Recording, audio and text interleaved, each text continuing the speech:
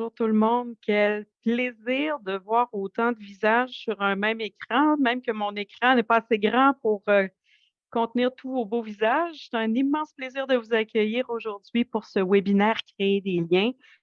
Je me présente, je suis Marie-Josée Delisle. Je suis responsable de la campagne annuelle et agente de liaison pour le mouvement Santé mentale Québec.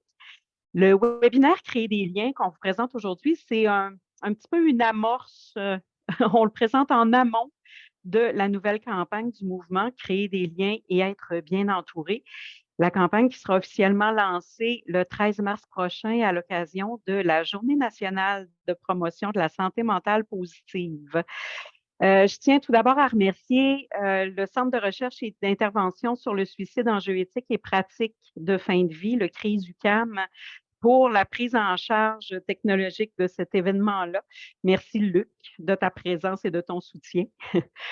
Et avant de vous présenter notre conférencière invitée, j'aimerais ça, pour les personnes qui peut-être ne connaîtraient pas le mouvement, prendre une petite minute pour vous présenter brièvement qui on est. Alors, je partage mon écran.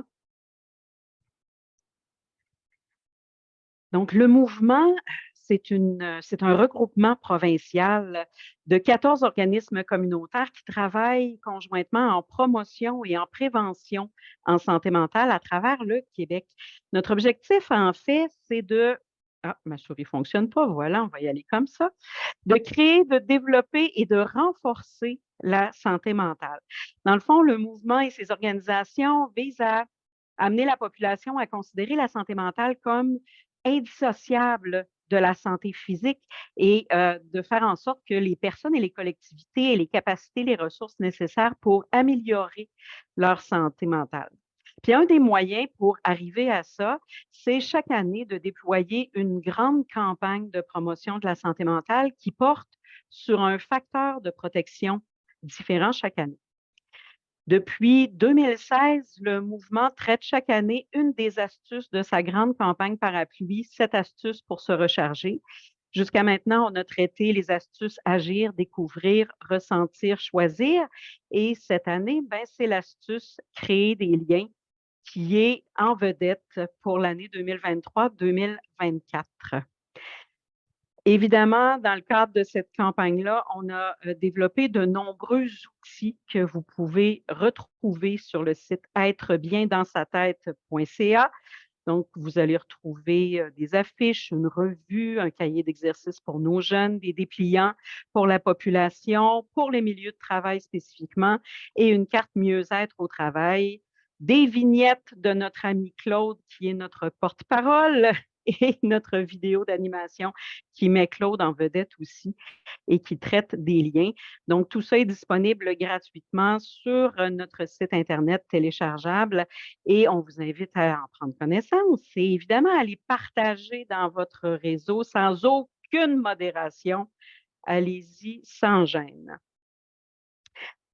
Je prends une minute aussi pour vous dire de mettre un grand X sur votre calendrier pour la journée du 13 mars prochain en après-midi.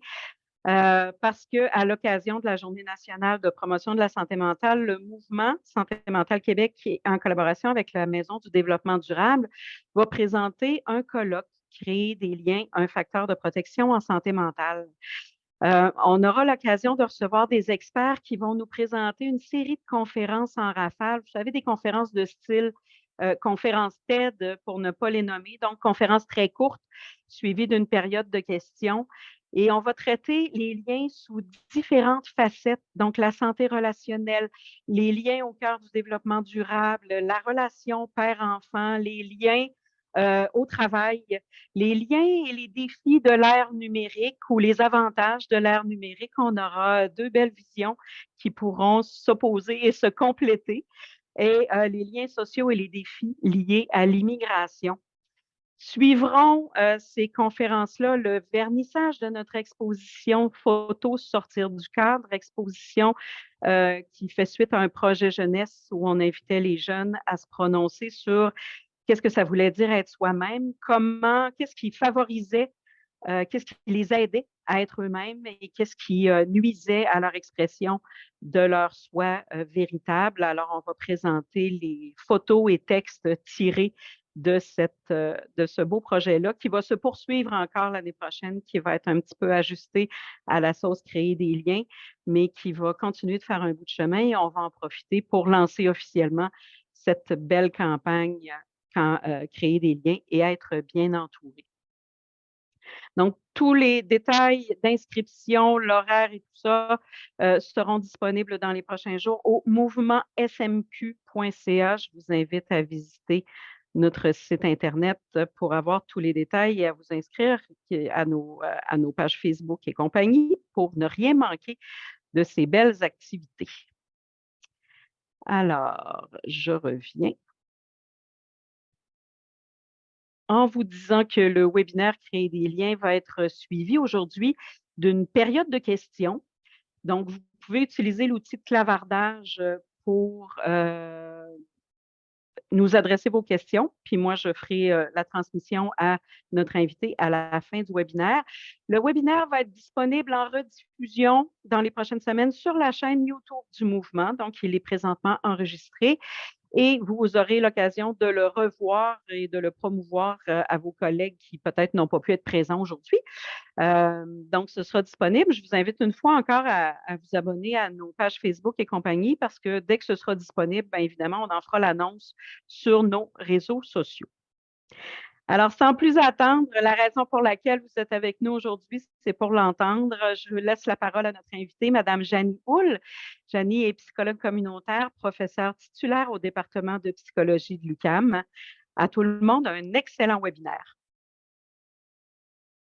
Merci beaucoup, Marie-Josée. Alors, ça me fait vraiment plaisir d'être avec vous sur l'heure du lunch aujourd'hui pour vous parler de l'importance de créer des liens. Je vais vous raconter, c'est un peu rigolo comment que j'ai été impliquée dans ce webinaire. Dans le fond, Marie-Josée a pris la peine en novembre dernier de m'inviter à animer un webinaire sur la création des liens. Et là, moi, dans mon enthousiasme, ça faisait quelques reprises que le mouvement Santé mentale Québec, auquel je crois énormément, j'apprécie beaucoup René Ouimet également, m'avait demandé un peu de les aider à quelques moments, mais j'avais dû décliner faute de temps. Mais là, je me suis dit, bon, c'est mon occasion, je vais aller animer un webinaire, je vais aller introduire un peu l'importance de créer des liens, passer les tours de parole, puis ça va bien se passer comme ça. Jusqu'à ce que Marie-Josée et moi, finalement, nous nous rencontrions et puis je comprenne que, dans le fond, j'avais pour mandat plutôt de vous donner un webinaire et donc de vous parler pendant 45 minutes de l'importance de créer des liens. Donc, ce n'est pas du tout la même histoire. Et là, la première chose, la première réflexion que je me suis faite, c'est « Oh my God, qu'est-ce que je vais être capable de leur dire pendant 45 minutes qui va aller au-delà des lieux communs, de l'importance de se faire des amis, de prendre soin de sa famille et de demander de l'aide quand on a besoin. » J'avais peur vraiment de rentrer toujours un peu dans les mêmes histoires. Et donc, ce que j'ai décidé de faire finalement aujourd'hui pour vous, pour ce midi, c'est de faire un petit bricolage. Alors, je vous ai fait un bricolage de quelques-unes de mes recherches préférées qui ont porté sur l'importance des relations sociales. Donc, ça va être vraiment un petit survol, des petits clips de recherche sur le sujet. Et donc, c'est des petits moments que j'espère qui vont susciter votre intérêt, que vous allez trouver intéressant, qui vont vous faire peut-être sourire également. Et je vais terminer ma présentation d'aujourd'hui avec une petite note un petit peu plus politique. Parce que je ne sais pas si vous savez, mais j'ai la chance d'être la titulaire d'une chaire de recherche sur la réduction des inégalités sociales de santé. C'est un sujet qui me tient beaucoup à cœur et vous allez voir qu'il y a un lien entre la réduction des inégalités sociales de santé et les relations sociales. Donc, j'aurai l'occasion d'y revenir un peu plus tard. Alors, sans plus de préambule, je vous partage tout d'abord quelque chose qui est quand même à la base de la psychologie, la fameuse théorie de l'autodétermination qui nous dit que l'être humain, dans le fond, aurait 3 besoins psychologiques fondamentaux qu'il est important pour lui de répondre pour être heureux et être en santé. Le premier de ces besoins-là, c'est l'autonomie. Donc, est-ce qu'on est capable de se sentir libre, de faire ce qui nous plaît, d'être en accord aussi avec ses valeurs? Est-ce qu'on a du choix? Est-ce qu'on a du contrôle sur notre vie? C'est une dimension extrêmement importante. Le deuxième besoin psychologique fondamental, c'est celui de la compétence. Est-ce qu'on est capable de se sentir efficace dans ce qu'on fait? Est-ce qu'on se sent bon? Et c'est un sentiment qui est fort important. C'est un besoin que tous les êtres humains partagent et qui est important de combler, et ce, à la fois dans notre vie personnelle, mais aussi dans notre vie professionnelle et pour ceux et celles qui s'impliquent bénévolement dans notre vie comme bénévole. Mais le troisième besoin psychologique fondamental, c'est celui de l'affiliation. C'est-à-dire, est-ce qu'on sent qu'on fait partie d'un groupe, Est-ce qu'on sent qu'on a confiance envers les gens autour de nous? Est-ce qu'on est respecté dans qui on est? Et donc, ce sentiment, ce besoin d'affiliation-là, c'est effectivement dans notre vie personnelle, avec notre famille, nos amis, mais également dans notre vie professionnelle et aussi dans notre vie comme bénévole. Et vous allez voir, même au sein de notre communauté, donc dans notre voisinage, au sein même de nos quartiers. Alors, il y a des dizaines, et si ce n'est pas des centaines d'études qui ont montré que la satisfaction de ces 3 besoins fondamentaux-là permettait aux personnes d'être plus heureux, donc de ressentir davantage de bien-être. La satisfaction de ces besoins-là augmente également la motivation intrinsèque pour ce qu'on fait, pour nos activités. C'est-à-dire qu'on va faire nos activités de la vie quotidienne, notre travail et notre engagement bénévole parce qu'on a plaisir à le faire, parce qu'on trouve que c'est un investissement qui a du sens et donc pour des motivations qui nous appartiennent, plutôt que pour faire plaisir aux autres ou pour satisfaire des besoins extérieurs. Et les gens, par le fait même, vont en ressentir beaucoup plus d'énergie. Donc ça, c'est un peu la base. J'imagine que vous n'apprenez pas grand-chose ce midi là, avec cette théorie-là qui a été abondamment éprouvée au plan empirique. Maintenant, comment se fait-il que les relations sociales ont un impact sur la santé? Vous allez voir dans quelques instants. Et les relations sociales ont même un impact sur la longévité des personnes. Alors, j'aimerais vous partager brièvement quelques résultats d'une étude. C'est la plus vaste étude longitudinale qui a été menée jusqu'à présent, à ce jour. C'est une étude, imaginez-vous, qui a débuté son recrutement de ses participants en 1938. Il y a John F. Kennedy qui faisait partie de la première cohorte d'hommes qui ont participé à cette étude-là. Et il y a encore des hommes qui sont vivants aujourd'hui. Il y a quelques nonagénaires qui sont toujours vivants et qui font encore partie de l'étude. Donc, c'est une étude qui a d'abord recruté des hommes qui étaient des jeunes étudiants à l'université Harvard à Boston et qui, quelques temps plus tard, a recruté également des jeunes hommes qui vivaient dans des quartiers très pauvres aux alentours de la ville de Boston. Et donc, cette étude-là demandait aux participants de remplir des tonnes de questionnaires, de donner des entrevues à plusieurs moments au cours de leur vie pour voir un peu l'évolution de leur état de santé, de leur longévité également. Et voici ce qu'ils ont découvert. Ils ont découvert dans cette recherche-là que la satisfaction à l'égard de nos relations sociales, c'était le facteur qui était le plus fortement associé à l'espérance de vie et au bonheur des personnes. C'est quand même pas banal. Donc, davantage que la classe sociale, l'argent, la célébrité, les habitudes de vie, le quotient intellectuel ou la génétique. Donc, l'impact des relations sociales sur notre bonheur et sur notre santé est vraiment extrêmement important. Et je trouve qu'on n'en entend pas suffisamment parler dans les médias. Je ne sais pas si vous êtes au courant ces temps-ci. Bon, il y a la campagne pour arrêter de fumer. Il y a la campagne, là, vraiment, il ne faut plus boire une seule goutte d'alcool hein, parce que là, ça devient à risque. Donc, on met beaucoup l'accent sur les habitudes de vie, plus de santé physique, mais l'importance des relations sociales, c'est déterminant. Ils ont montré également dans leur recherche, donc je vous rappelle qu'ils ont suivi les jeunes à partir de l'âge d'à peu près 19 ans jusqu'à leur décès ou jusqu'à aujourd'hui, 90 ans. Et cette recherche-là, ce qui est fantastique également, c'est qu'ils ont recruté une deuxième génération. Donc, les messieurs qui faisaient partie de la recherche, on leur a demandé, est-ce que vous accepteriez qu'on invite vos enfants à participer à l'étude? Et les enfants aujourd'hui sont rendus à 50, 60, 70 ans, eux autres aussi.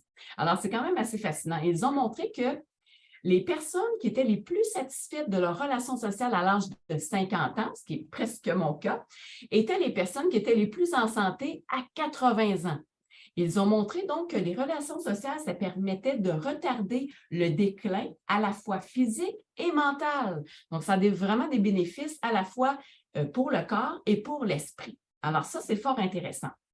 Là, vous me direz, bon, c'était une étude toute avec des messieurs.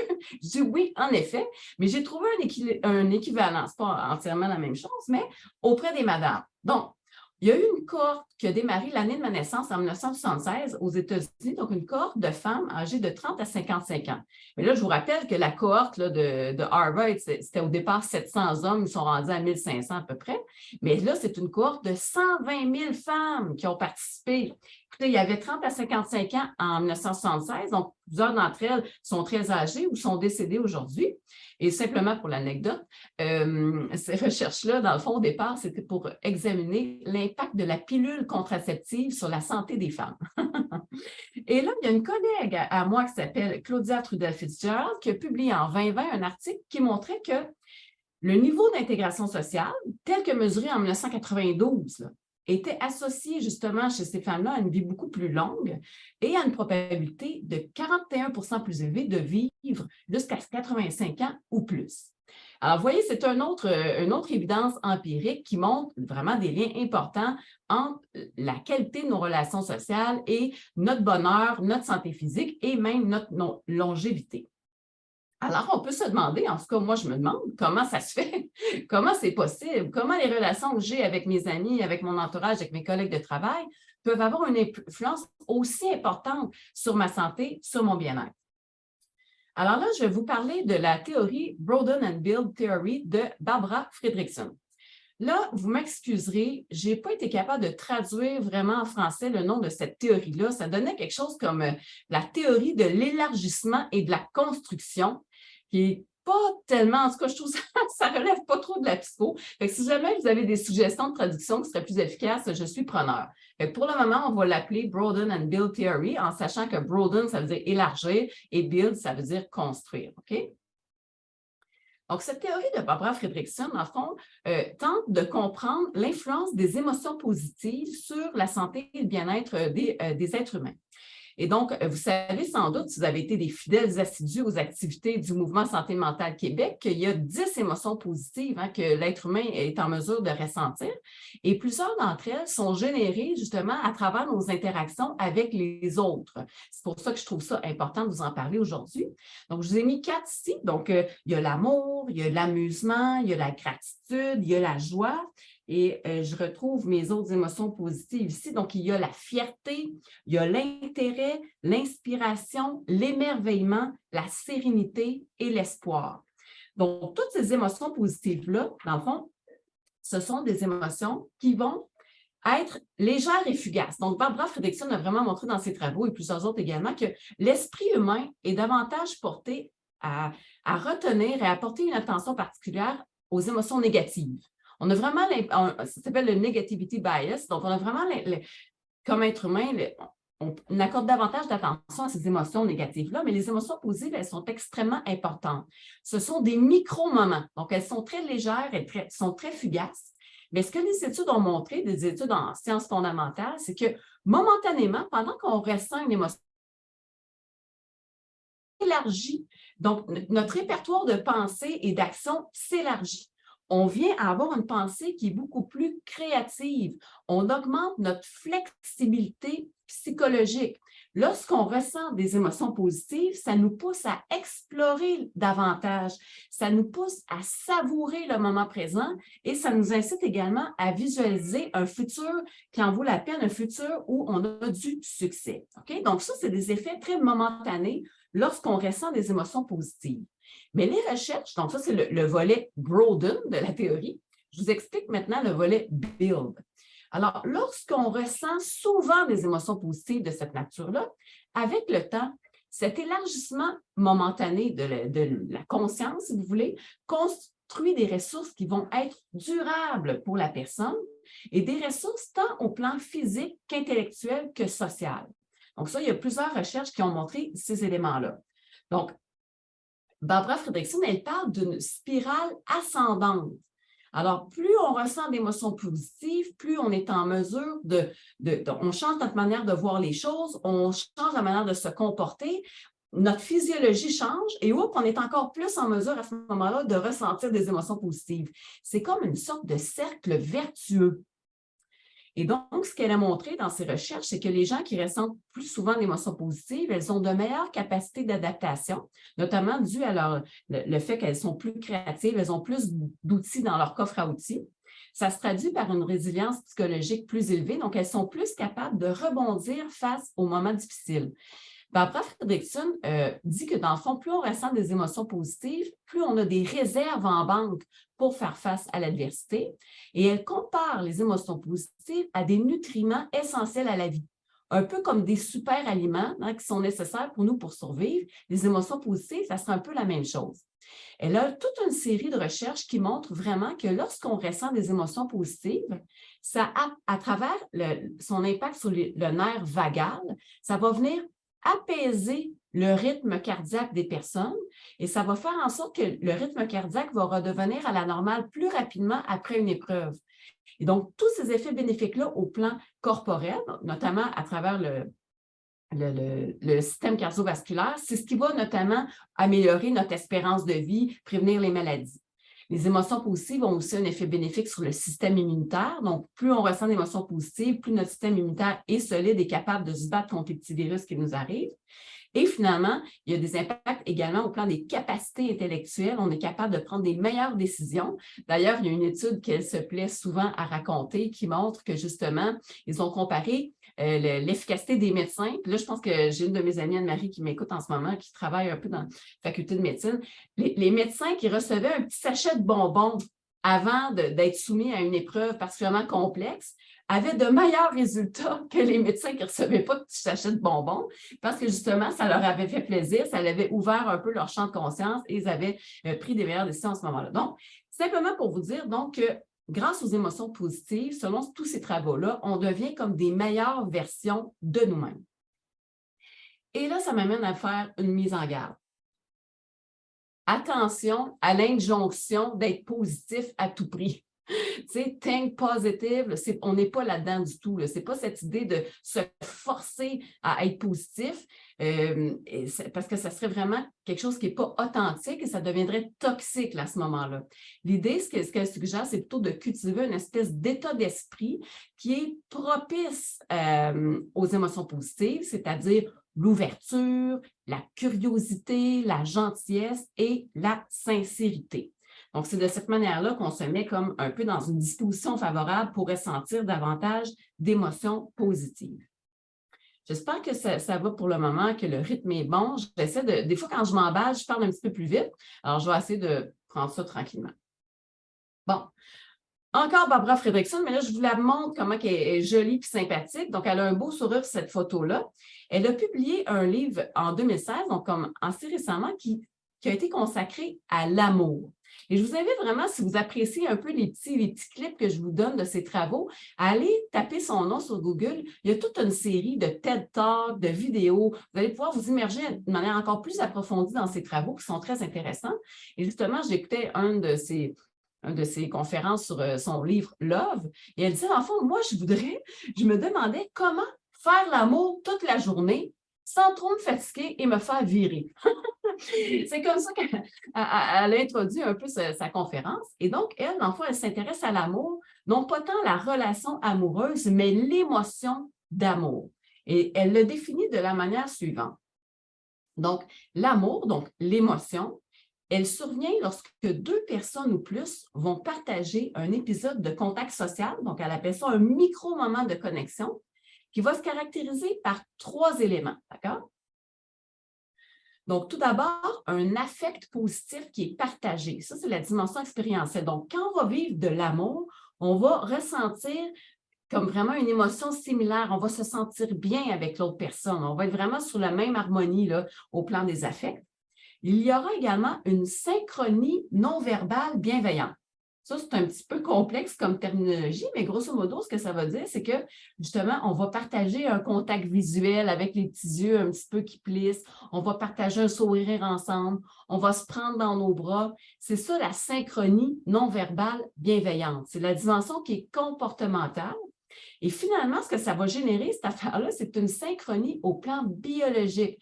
Donc, ces travaux de recherche ont montré vraiment que quand on ressent cette émotion-là, qu'elle va appeler la résonance positive, donc l'amour, on va vraiment se synchroniser même au plan neurologique. Donc, on va activer les mêmes ondes cérébrales, notre rythme cardiaque va battre en harmonie, etc.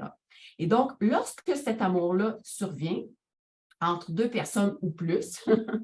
Donc, cette expérience quotidienne-là, donc toujours en lien avec sa théorie de Broaden and Build, le fait qu'on en vit d'une manière quotidienne et récurrente de cet amour-là, ça va s'additionner dans le temps pour construire des ressources durables comme l'amour, c'est-à-dire la relation amoureuse ou l'amour qu'on ressent pour des amis proches, l'amour qu'on ressent pour les membres de notre famille.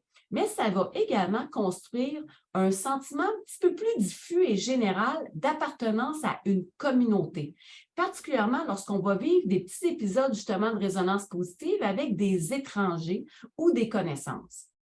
J'y reviendrai. Mais les travaux de Zou, c'est une de ses collègues ou de ses étudiantes, ont montré que dans le fond, momentanément, lorsqu'on ressent l'émotion positive de l'amour, ça va réduire les frontières entre soi et les autres, ça va nous procurer un sentiment d'unité et de confiance envers autrui. Je ne sais pas si certains d'entre vous participez parfois à justement vous assistez à des œuvres culturelles collectives, là, par exemple, aller au théâtre, aller voir un spectacle de musique, vibrer au même diapason qu'une foule, hein, partager la même émotion de fébrilité, ça nous change. C'est comme si ça nous donne l'impression vraiment de faire partie d'un tout qui est plus grand que soi, d'avoir vécu quelque chose d'exceptionnel. Donc ça, vraiment, c'est des émotions qui sont favorables justement au développement d'un sentiment d'appartenance à sa communauté puis de confiance envers autrui. Et donc, ce que Fredrickson et d'autres disent, c'est vraiment que si on prenait le temps d'améliorer la qualité affective des interactions qu'on a au quotidien avec des étrangers ou de simples connaissances, ça en soi, ça a des effets bénéfiques sur nos tendances prosociales. Ça va améliorer notre propre bien-être, mais le bien-être des personnes autour de nous, ainsi que le sentiment de communauté. Alors, il y a toute une série de travaux qui ont porté justement sur ces étrangers ou ces vagues connaissances qu'on côtoie dans notre vie quotidienne. Notamment, Sandstrom et Dunn se sont intéressés à les interactions qu'on a avec, par exemple, la serveuse du restaurant, le barista du café, la dame qui est à la bibliothèque quand on va emprunter nos livres. Moi, ce matin, je vais vous partager une interaction que j'ai eue avec le brigadier. Ce n'est pas le brigadier scolaire de mes enfants, c'est un autre brigadier que je croise tous les jours en allant au métro. Tous les jours, moi, je salue ce brigadier-là et je lui souhaite une bonne journée, puis il me souhaite à moi aussi une bonne journée. Je ne connais pas son nom, je ne parle pas plus que ça. Moi, j'ai un petit côté sauvage, mais je dis bonjour, bonne journée. Et ce matin, je ne sais pas pour les gens de Montréal, en tout cas, moi, j'ai marché, il y avait une mini tempête de neige, il y avait du vent, j'avais la neige dans le visage, je voyais à peu près rien. Je me promenais comme ça et là, je croise mon monsieur, je dis bonjour, monsieur. Il dit, madame, bonne journée et courage. J'ai commencé ma journée comme ça. Il était 8h30 du matin en me faisant souhaiter par un inconnu courage. Donc, ça m'a donné du courage et ça m'a fait sentir de bonne humeur et sentir que je faisais partie de ma communauté. Donc, c'est vraiment des choses assez simples, pas compliquées. Ce matin aussi, j'ai eu la chance dans le métro. J'ai trouvé ça beau parce qu'il y avait deux papas qui sont entrés en même temps, qui ne se connaissaient pas. Un papa avec un enfant dans la poussette, puis l'autre papa avec son bébé sur lui. Bien sûr, je lui ai offert ma place, il ne l'a pas vu plus. Mais son bébé et moi, on a échangé des sourires ensemble. Mais juste ça en soi, ça m'a généré des émotions positives, peut-être à lui aussi. Donc, l'idée, c'est de partager des sourires, pas nécessairement avec son bébé, mais avec un peu des gens autour de soi. Alors, voilà pour ça. Donc, d'ailleurs, puis là, c'est la dernière fois que je prononce son nom aujourd'hui, Barbara Fredrickson parle d'un ratio de positivité, donc de 3 pour 1. Donc, il y a de nombreux travaux qui ont montré, dans le fond, qu'idéalement, dans l'espace d'une semaine à peu près, là, il faudrait qu'on ressente 3 émotions positives pour une émotion négative. Et là, elle mentionne, ce n'est pas 3 pour 0, là. Les émotions négatives, c'est normal, ça fait partie de la vie. J'ai même mon collègue Marc-André Dufour qui donne des conférences sur l'importance d'accepter d'être malheureux parfois dans la vie. La vie, ce n'est pas toujours rose. Et justement, de nier le malheur ou de dire que de ne pas ressentir ces émotions négatives-là, ce n'est pas une bonne chose non plus. Mais idéalement, on devrait viser un ratio de 3 pour 1. Et là, donc, je vous interpelle parce qu'on a un peu tous un rôle à jouer pour s'assurer que les gens autour de nous aient un ratio de 3 pour 1. On peut y contribuer aussi en ayant des interactions authentiques, mais gentilles avec les autres.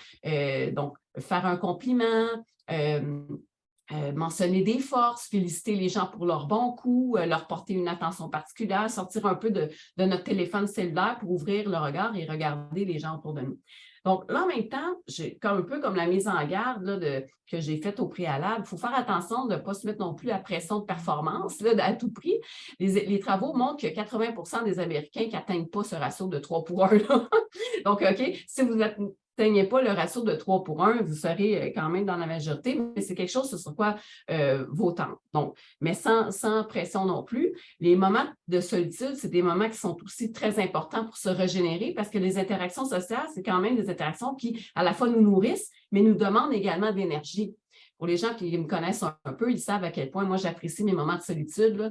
Il n'y a rien que pour moi comme pour aller 2 heures dans le bois en raquette là, pour faire le vide complètement et ça fait toujours du bien. Donc, ce ratio-là est intéressant et c'est simplement pour vous dire que vous avez tous un peu un rôle à jouer là-dessus. Et là, donc, j'enchaîne avec Brigitte Lavoie, qui est une psychologue qui est quand même assez connue au Québec, pas mal connue même, une formatrice, une experte de la thérapie orientée vers les solutions. J'ai la chance de la compter parmi mes amis proches et on discutait justement, on parlait, qu'est-ce que je vais leur dire pendant 45 minutes sur créer des liens au secours. Et là, elle disait, tu pourrais leur parler de la gestion des talents. Je dis, ça, c'est une bonne idée. Elle m'a déjà parlé de ça, Brigitte, l'importance de la gestion des talents. C'est l'idée de donner le bon rôle aux bonnes personnes dans notre réseau social. C'est extrêmement important parce que les gens, ils ne sont pas bons dans tout et quand on a une attente démesurée à l'égard d'une personne qui n'est pas capable de répondre à notre attente, on vient déçu, on est là et ça peut nuire à la relation. Donc, il faut faire attention à notre capacité de gestion des talents. Alors, là, je vais rentrer un petit peu dans une dimension un petit peu plus personnelle, mais je vais vous présenter ma maman. Donc, elle s'appelle Lise Paquette. Moi, j'ai eu la douleur de perdre ma mère au début de la pandémie. Mais ma mère, c'est une personne qui était très importante pour moi. Puis, j'avais la chance, elle vivait juste en haut de chez moi. Donc, on se côtoyait fréquemment. Et ma mère, c'était une bonne source de soutien, mais dans certains domaines. Il y a une chose que je partageais beaucoup avec ma mère. On jouait souvent aux cartes. Alors, l'émotion positive de l'amusement, on la vivait beaucoup ensemble, quasiment à toutes les semaines, en fait. On jouait à la dame de pique, pour ceux qui connaissent ce jeu-là. Et on s'amusait beaucoup. Et moi, je faisais exprès pour la faire craquer, la faire un peu choquer. Et je prenais ça vraiment à cœur. Et là, par exemple, quand elle ramassait le paquet parce que j'avais donné une bonne carte, là, elle disait, tu as tout dans la vie, je t'ai donné la vie. Puis là, une fois qu'elle me disait, je t'ai donné la vie, moi, j'avais gagné mon pari, j'étais bien fière de moi parce que c'était toujours la phrase sur laquelle elle me quittait, c'était vraiment amusant. Donc, je t'ai tout donné, je t'ai donné la vie. Donc, avec ma mère, beaucoup de plaisir, du divertissement, on s'amusait bien ensemble. Et ma mère, vous la voyez en train de préparer les fameuses crudités. Ma mère, c'était une personne qui faisait beaucoup de la nourriture et à chaque fois qu'elle pouvait nous donner un coup de main sur la nourriture, elle disait présente, elle était là pour nous aider. C'était une personne aussi qui gardait souvent mes enfants, qui était vraiment très généreuse de son temps. C'était une mère formidable. Par contre, du côté du soutien émotionnel, ce n'était pas sa force. Ma mère était capable, grosso modo, de deux choses. Elle était capable de me dire « pauvre petite chatte ». Ça me faisait vraiment du bien. Parce que des fois, je ne filais pas, puis je l'appelais, je disais « fais juste me dire pauvre petite chatte ». Elle me disait « pauvre petite chatte ». Bon, ça me faisait du bien. Mais après, son autre mode, c'était « parle-toi ». Je ne filais pas, là, je disais, non, elle disait, là, parle-toi, je me parle, moi, parle-toi. C'était ça, grosso modo, son conseil. Fait que ça ne m'aidait pas tant que ça, mais bon, c'était quand même bienveillant de sa part, mais c'était sa stratégie qu'elle me proposait de se parler. Bon. Donc, ça, c'est pour ma mère. Et là, ça, je vous présente mon frère. Ça, puis il m'a donné sa permission là, pour vous présenter aujourd'hui. Je ne pense pas que ça savait qu'il y avait autant de monde, en tout cas. Donc, c'est mon frère, il s'appelle Simon, puis je suis très proche de mon frère aussi. Et mon frère aussi, c'est le côté amusement, parce qu'on partage une passion pour le football, mais moi, j'ai une passion dévorante pour Tom Brady, puis lui, il déteste. Alors, on prend plaisir à vraiment se taquiner beaucoup là-dessus. On se texte souvent la fin de semaine quand il y a des matchs de football, on se taquine. Ça, c'était le Super Bowl 2020 dans mon sol, et donc, on s'apprécie beaucoup. Et pourquoi je vous le présente? Parce que je sais que mon frère, quoi qu'il arrive, il va toujours être là pour m'aider. Il va venir me donner des livres, il va venir m'aider avec mon notaire, j'ai des problèmes avec ma plomberie, mon électricité, c'est un ingénieur. Tu sais, il est vraiment bon dans toutes sortes d'affaires. D'ailleurs, il m'a dit de ne pas dire que c'est un ingénieur qui s'appelle Simon Hull, mais ce n'est pas le Simon Hull qui a fait la manchette récemment, c'est un autre Simon Hull. Bon. Et puis donc, mon frère, c'est quelqu'un de très important pour moi, c'est un pilier. Mais lui aussi, mettons que le soutien émotionnel, ce ne serait pas mon premier choix quand je ne file pas d'aller appeler mon frère pour qu'il me console. J'ai beaucoup de personnes autour de moi qui m'offrent du soutien émotionnel. Il y en a une d'ailleurs qui nous écoute, Anne-Marie, pour ne pas la nommer, salut. Il y a également la fameuse Brigitte Lavoie en question, qui fait partie de mes amies depuis quasiment 20 ans et qui, elle, vraiment est une source de soutien émotionnel fantastique. Puis c'est aussi une partenaire de marche parce que Brigitte et moi, on va souvent marcher ensemble. C'est là qu'on crée des nouvelles affaires, qu'on se donne du soutien, qu'on se confie. Donc, c'est vraiment une personne importante pour moi. Donc, tout ça pour vous dire, mon petit partage de tranches personnelles, c'est que dans notre réseau social, on a tous des gens qui sont bons pour ceci, mais moins bons pour cela.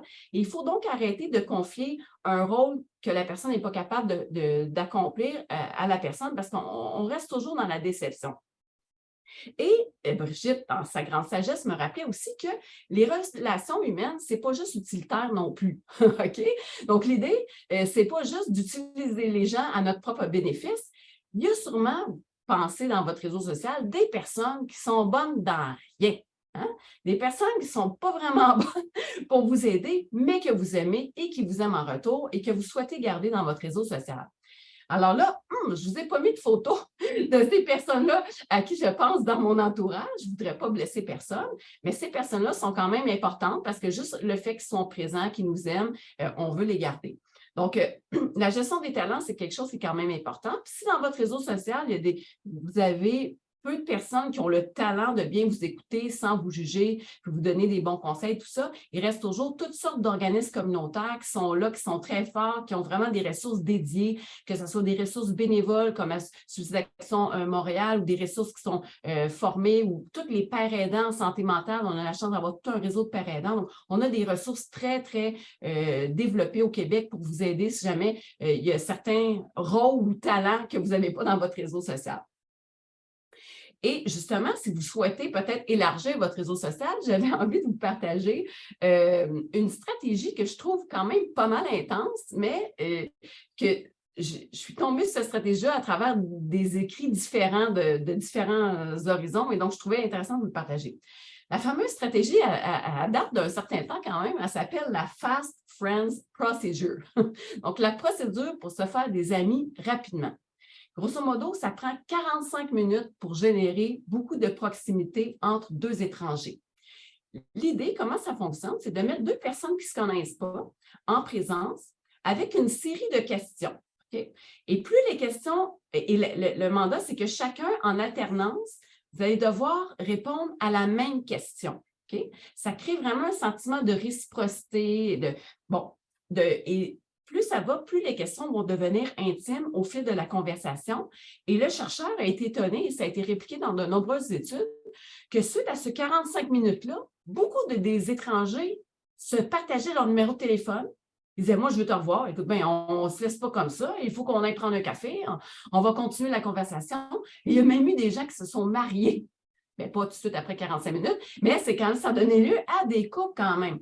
Donc, l'idée, les questions, par exemple, il y a comme 3 niveaux de questions.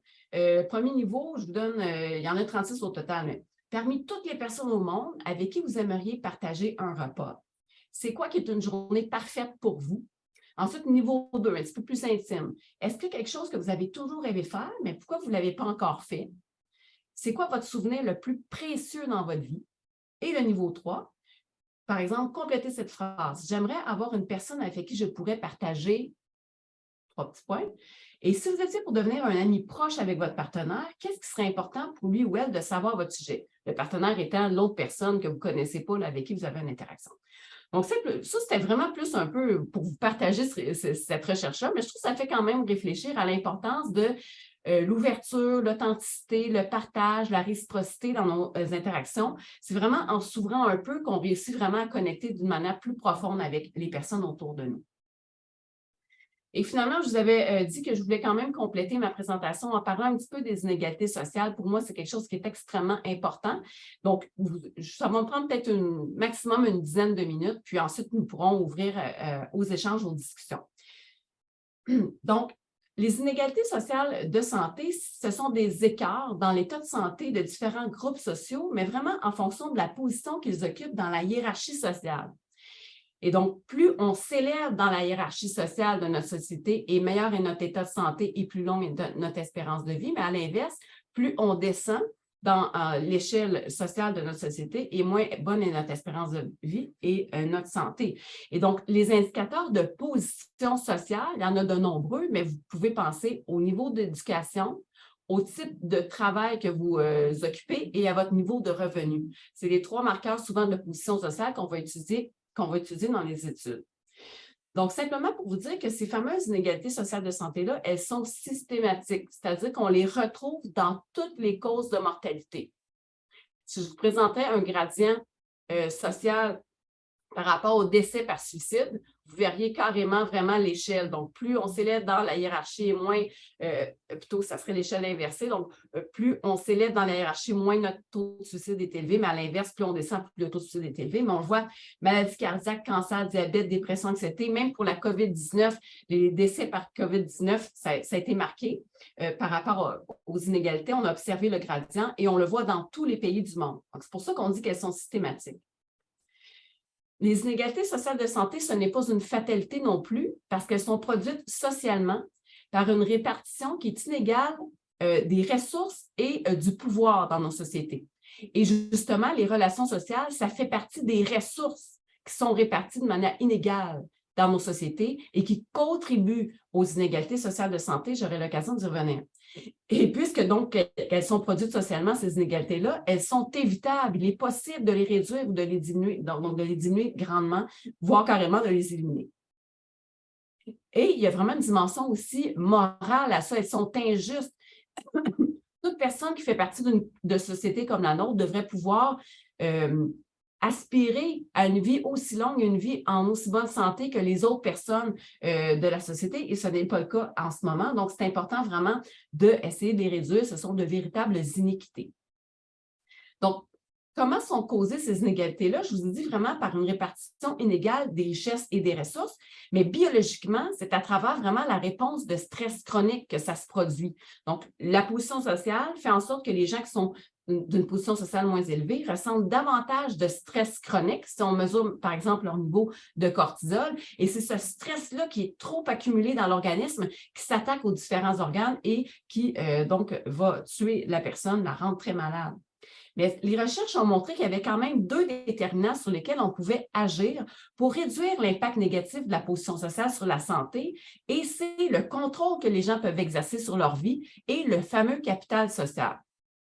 Donc, si j'ai plusieurs de mes travaux de recherche avec des personnes qui vivent en situation de pauvreté, mes travaux ont vraiment pour objectif d'augmenter le contrôle qu'ils peuvent avoir sur leur vie et leur capital social. Le capital social, je ne l'ai pas abordé encore comme notion, mais sachez que le capital social, c'est l'accumulation de toutes nos connaissances, de toutes les ressources que nos connaissances, même des vagues connaissances, peuvent nous procurer pour nous aider à atteindre nos objectifs. Par exemple, moi, j'ai un capital social que je considère comme assez grand parce que dans mon réseau, j'ai beaucoup de personnes, des personnes qui sont dans des positions de pouvoir assez élevées, des personnes qui sont en situation de pauvreté. Je connais toute une variété de personnes et si j'ai des besoins particuliers, j'ai plusieurs options à qui aller demander de l'aide. Eh bien, les personnes qui sont en situation de pauvreté, souvent, ont moins accès à un capital social plus élevé. Donc, on distingue comme 3 formes de capital social. Un capital qu'on appelle bonding ou un capital d'attachement, qui est grosso modo le capital social qu'on a développé au sein d'un même réseau. Donc, des gens qui nous ressemblent. Le capital social un peu dans notre famille, dans notre réseau plus proche. Mais il existe également un capital social qu'on dit de bridging. Ça, c'est quand on est capable de connaître des gens dans différents univers dans plusieurs univers différents, et ça fait en sorte que ça élargit nos perspectives. On connaît plus de choses, on a accès à différentes informations, à différentes ressources qu'on n'aurait pas accès autrement si on était resté juste dans notre petit monde.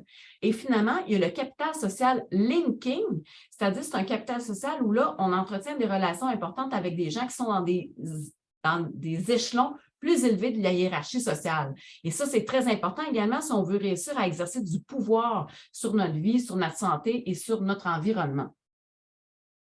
Alors, le capital social, ça favorise à la fois la résilience individuelle, mais aussi la résilience collective.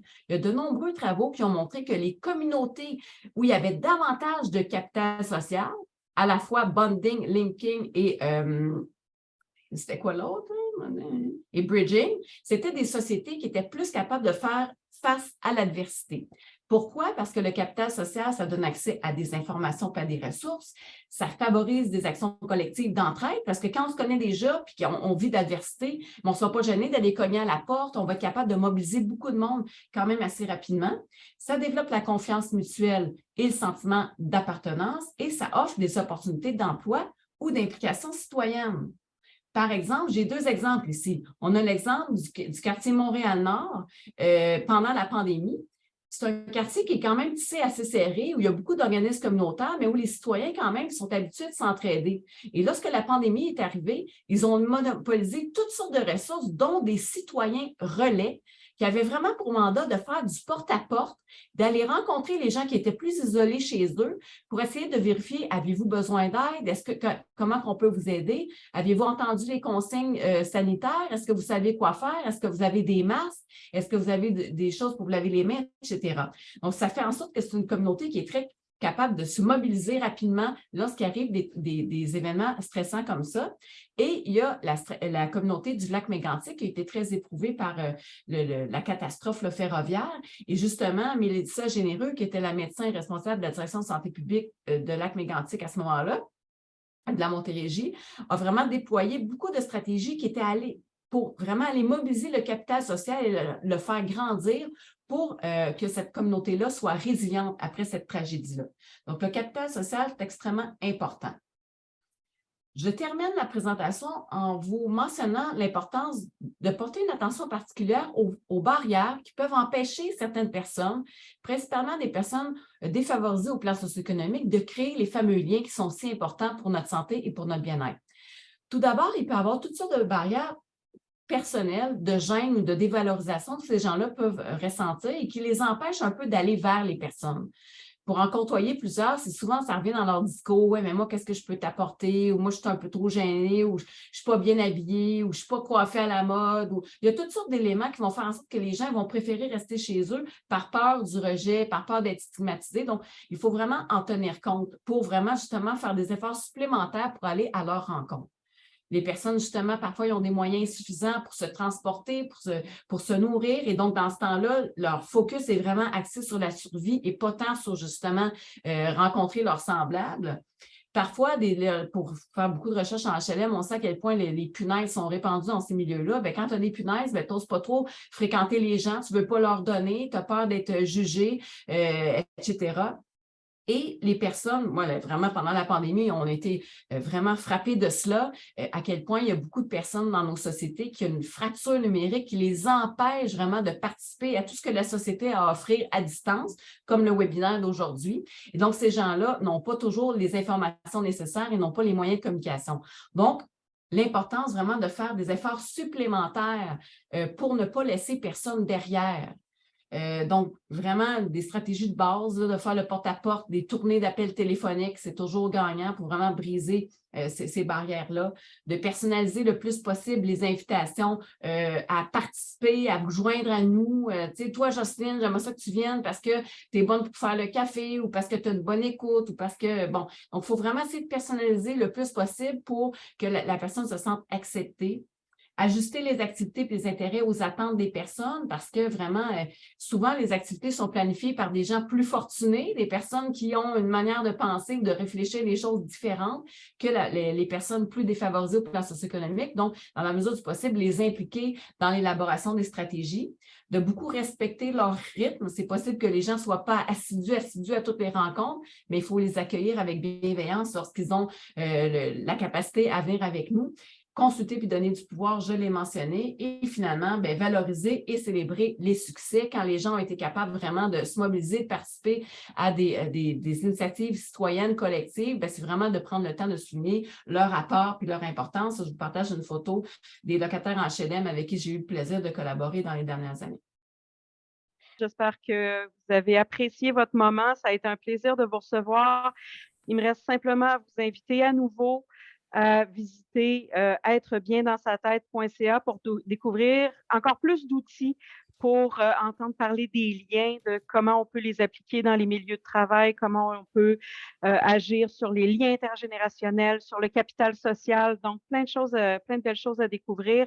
Et en terminant, je remercie encore à nouveau Jeanne Houle pour l'excellente présentation. Ça a été vraiment un bonheur. Les gens applaudissent à l'écran. Je pense que oui, c'est unanime. Merci pour l'excellente présentation. Donc, à tout le monde, une belle fin de journée, puis au plaisir de vous revoir pour un prochain webinaire. Au revoir.